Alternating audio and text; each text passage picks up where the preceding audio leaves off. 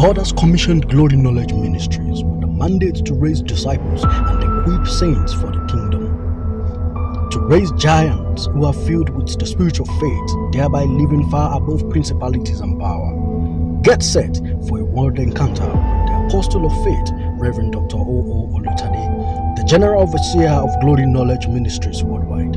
Stay blessed.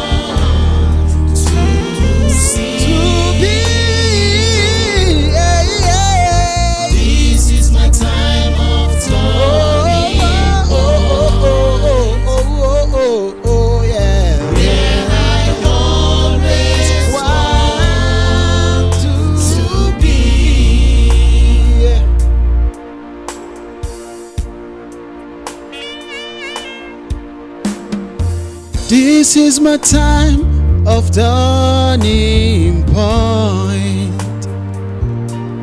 that I always want to see. This is a time of change coming my way, a time that I will remember for good in my life.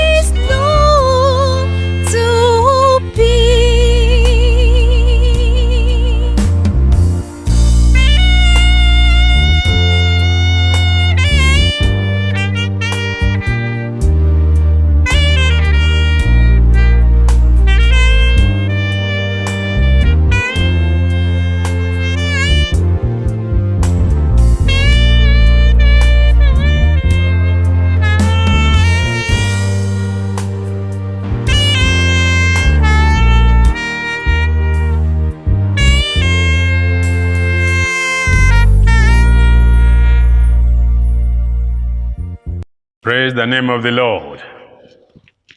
This is the day that the Lord has made. We shall rejoice and be glad in it. This is what David said in the book of Psalm 118 in verse 24. This is the day the Lord has made. We will rejoice and be glad in it. God has made all days. Satan never made a single second.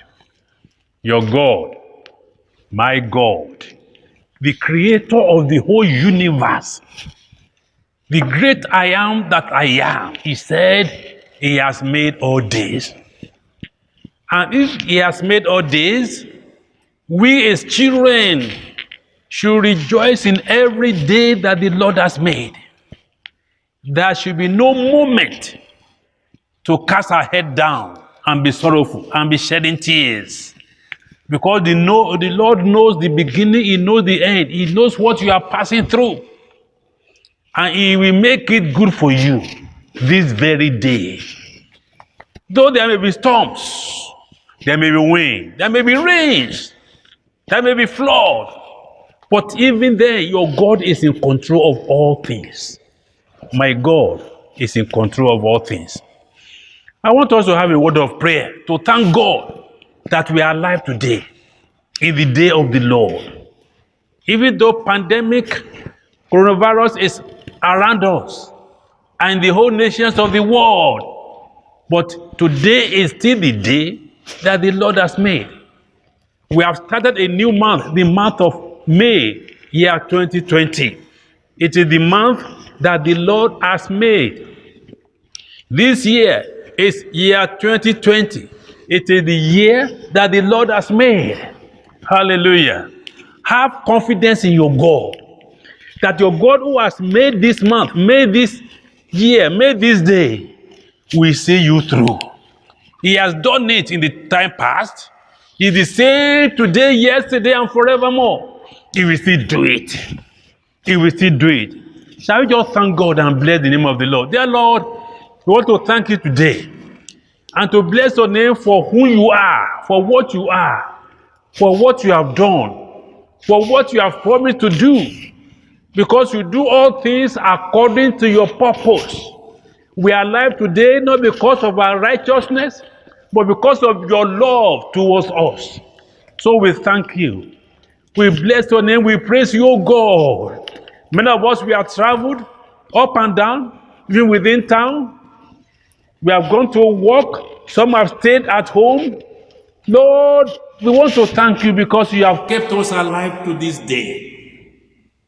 Lord, you have sanctified the air that we breathe. You have sanctified the food that we eat. You have sanctified everything that we have put on upon our body. They have not gone contrary to us. Lord, we are not sick. We are alive. We can talk. We can move. We can hear. We can see. Glory and honor be to your holy name, O God. This has been your doing. We have every cause to thank God and to praise the name of the Lord. We are hearing good news concerning our children. Even though they are far away from us, God is still keeping them and watching over them. They have not been affected adversely by the coronavirus pandemic in these countries. We want to thank God. We want to bless your name, O Lord, because you have done it. Those who got pregnant, they delivered safely. We could hear the voice of the mother and the voice of the baby. Dear Lord, you have answered our prayers concerning those who are barren. They have taken it. Glory be to your name, O Lord. You are the one who has done all these things for us. We want to thank you, O Lord, for many other things that you have done. Even our businesses, they have been experiencing lockdown here and there, but our businesses are not locked down. Lord, we want to thank you. We want to bless your name. We glorify your name, Lord. We could sleep soundly in the night. There was no alarm, no accident, no emergency to wake us up. This is your doing, O Lord. It is marvelous in our eyes. So we want to thank you and we want to bless you. Oh God, there's no other person who could have done this apart from you. Glory and honor be to your holy name.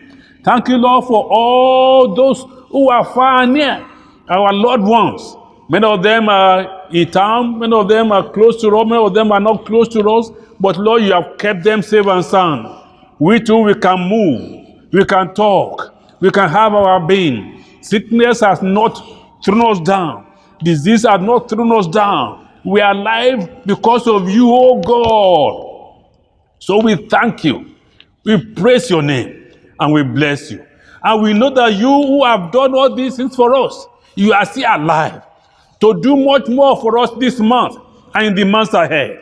Lord, we praise you, O God, because you are God indeed. Thank you, everlasting Father. In Jesus' name we have praised you.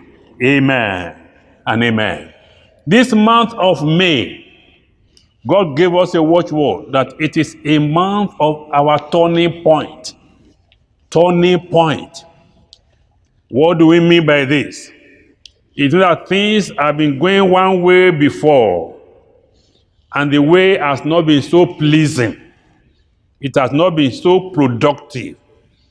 It is a sad way, a sorrowful way, a way that has brought weeping and gnashing of teeth unto us, a way in which we have not been so much fruitful, a way in which things are just not okay for us.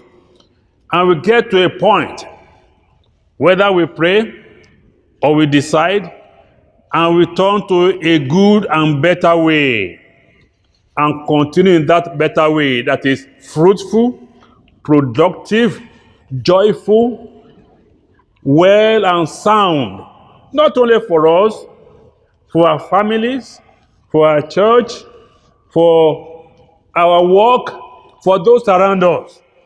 So it's a turning point, that a point must come in which we say enough is enough of this sorrow.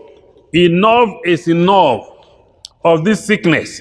Enough is enough of this poverty. Enough is enough of this pandemic. Enough is enough of all the activities of the enemy in our life. We don't want them again. We don't enjoy it again. We are not satisfied with it again. We get to a point in which a decision is made, or something just happened that makes us to turn around and say, that old way, we have forgotten it. This is the new way we are going to follow. God will make it real in your life this month, and in the months ahead, for that matter. It will make it real in your work.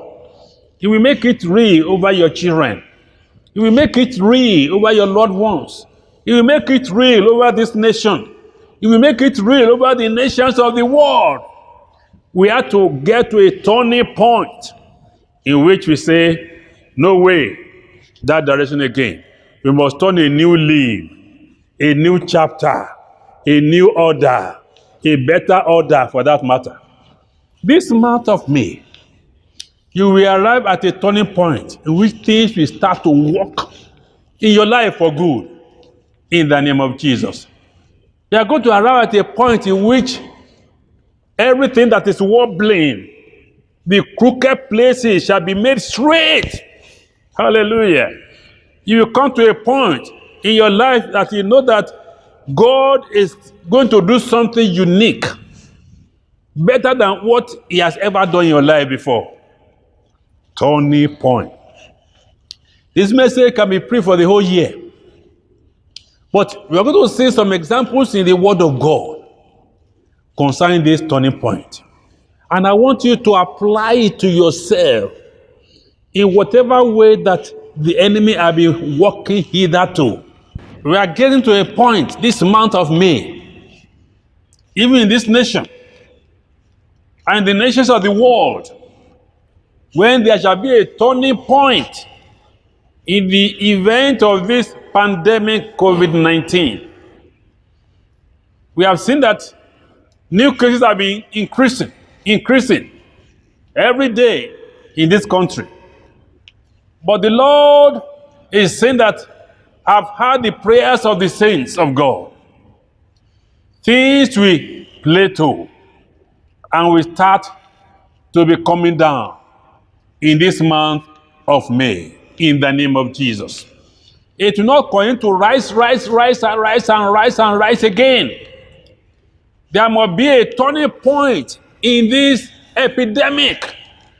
And we are looking unto God, who only can do it.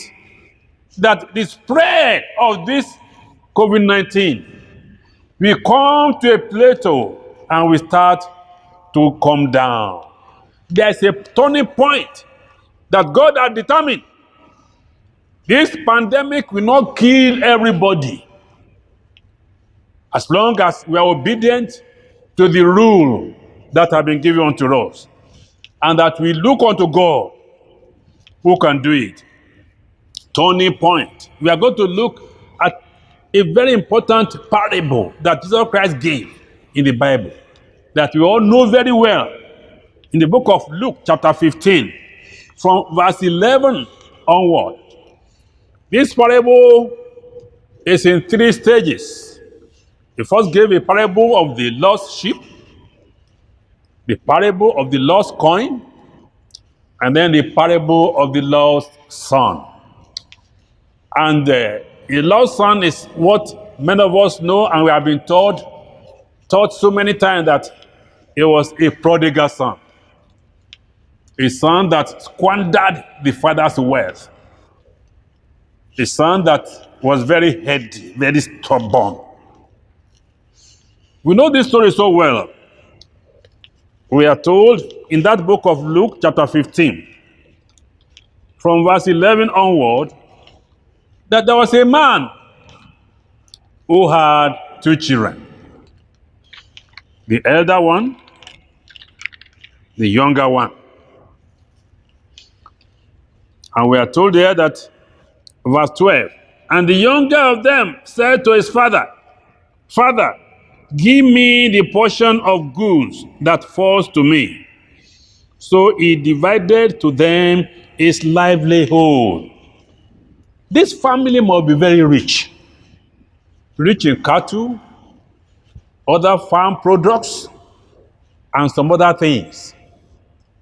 This man had hired servants that are being paid, either daily or monthly, we don't know, but they are hired. The mother of this child was there, the father was there, his elder brother was there. They have some other slaves, some other servants who might be in charge of certain things. So this family was well-to-do, very rich. They were not poor at all. And the sons knew this. This younger son knew so much that he must have calculated the wealth of this family.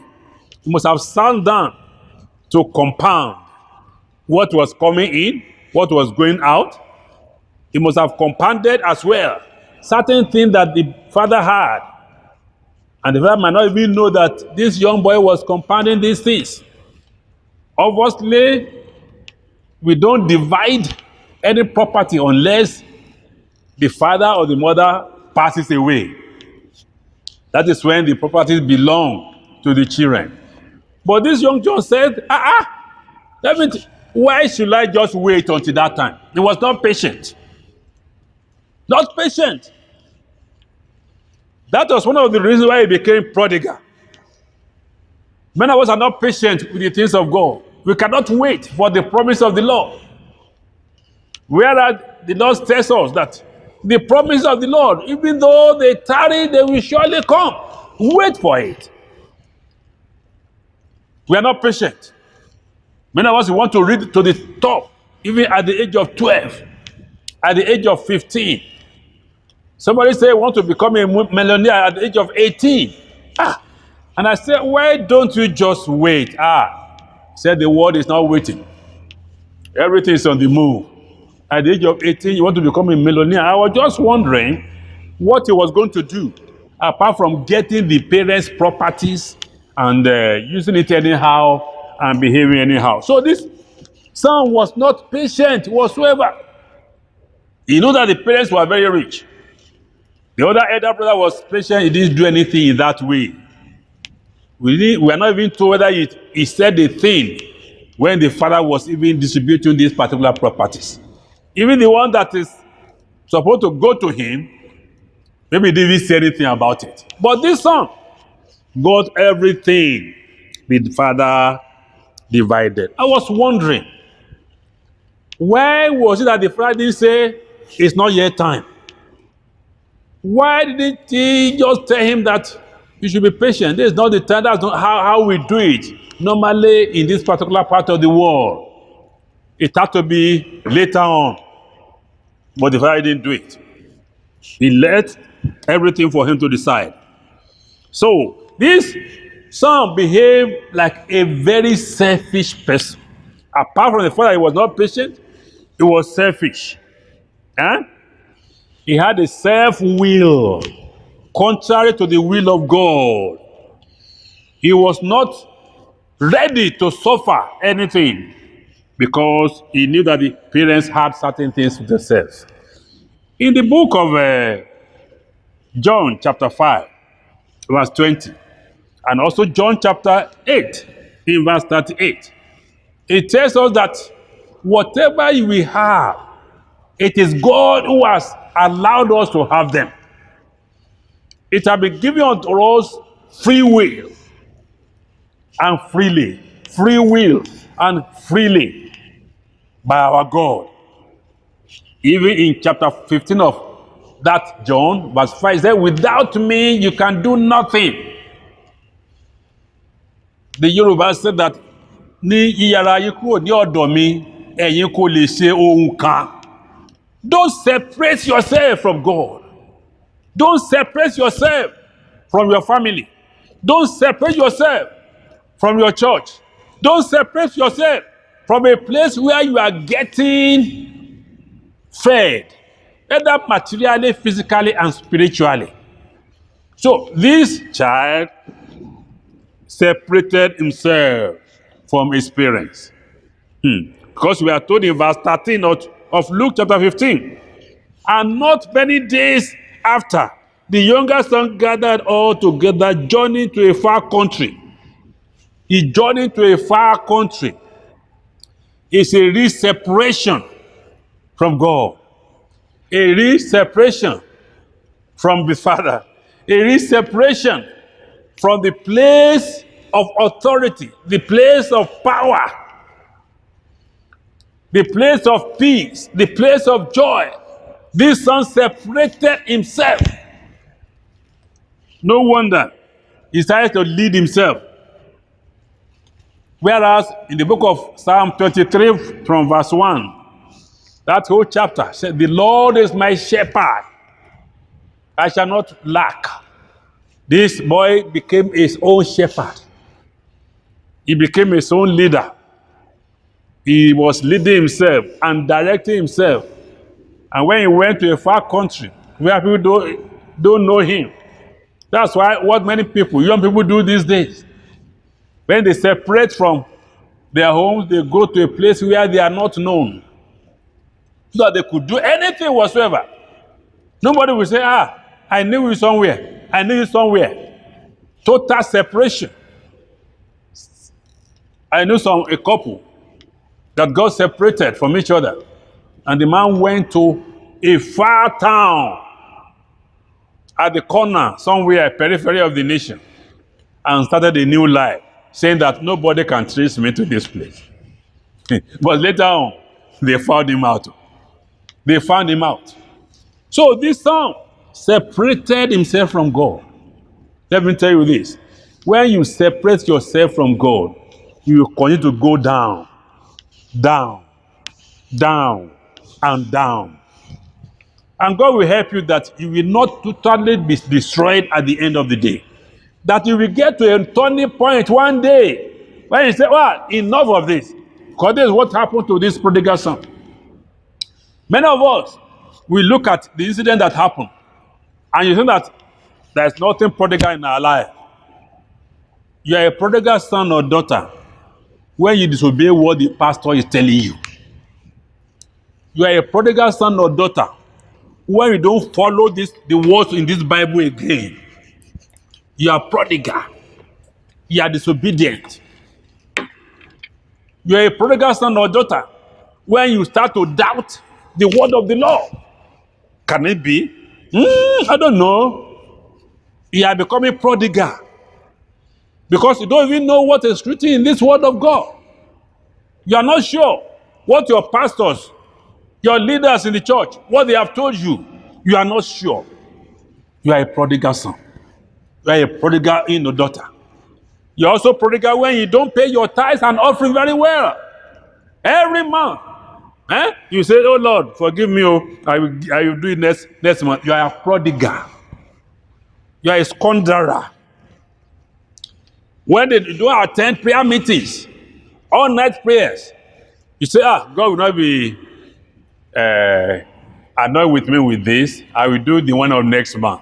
You are prodigal. Listen very well. There will be a turning point in your life today and this month when you start to obey the word of the Lord. Obey what the leader has given unto you to do. When we say you should fast, for example, in our church, we say we should fast the first 3 days of the month. And people don't do it. By 12 o'clock, they are seeing stars. They are feeling dizzy. They are feeling weak. Say, Lord, please, I want to take this Fanta. Already you have broken the fast. Whereas you should fast for a whole day till evening, 6 p.m. Anytime you disobey the word of the Lord, you are a prodigal. Listen, no matter what excuses you may have, excuses that you may have must be tailored out and be discussed with your leader, your spiritual leader, or your pastor, who will see to what you say you want to do. But you take things on yourself, you become your own leader. You are a prodigal. There must be a turning point this month that you are going to stop being prodigals. You carry things around. You spoil the pastor, you spoil the choir, you spoil the deacon, you spoil that leader, that elder. You say a lot of rubbish against men of God. You are a prodigal if you don't know. Those that you are supposed to respect and put on a high level, you bring them down. You are a prodigal. This month is your turning point. This month is your turning point. You have to go back. You have to return to your Father. You have to return to your Creator and become obedient unto Him. So, when you go to that country, we are told that in verse 14, but when he had spent all, there arose a severe famine in that land, and he began to be in want. The other verse tells us that he spent everything he had. Spent everything, wasted it, squandered it. He was doing yanga everywhere as if he had the whole money in the world. Pride set in, changing clothes, giving to those people that are not to be given to. There he squandered everything. Squandered everything. How have you squandered your life? How have people look at you? You are not being fruitful. You are not productive. You are just like that. You are squandering your life. Anything that is not bringing fruit unto you is squandering. This month, there must be a turning point in your life. You must return to God. You must return to God, because if you continue this way, it's down, down, down, down. I know the Yoruba people say that Ajate Oba Sonu kò ní gbọ́ fèrè ọdẹ. I'm telling you today, you will not be lost in the name of Jesus. You will not die in your self-deceit in the name of Jesus. God will speak into your spirit that enough is enough. This month is your turning point. It's your turning point. Don't kill yourself where you are. You must go back home. You must go back to the Father. You must go back to God. Shall we pray? Dear Lord Jesus Christ, we want to thank you and bless your name because your word has gone out today. Into the spirit of everyone who has listened, let this month be a month of turning point in their life. Whatever they have done and they are doing in disobedience to your word, let them stop it and let them return to you in the name of Jesus. Because we have said that today is the day of salvation. All of you listening today, make a decision today to return unto God, to stop all the evil things that you are doing, all the wickedness that's in your hand, and say, Lord, forgive me. Receive me back. He will do so in the name of the Lord. Thank you, everlasting Father, because you heard us as we pray in Jesus' mighty name. Amen. Thank you for listening. I hope you have been blessed through this message. For prayer and counseling, you can send us a mail on glorychapelinfo@gmail.com or follow us on any of our social media platforms at glorychapelinfo and our website www.gloryknowledgeministries.com. Jesus is Lord.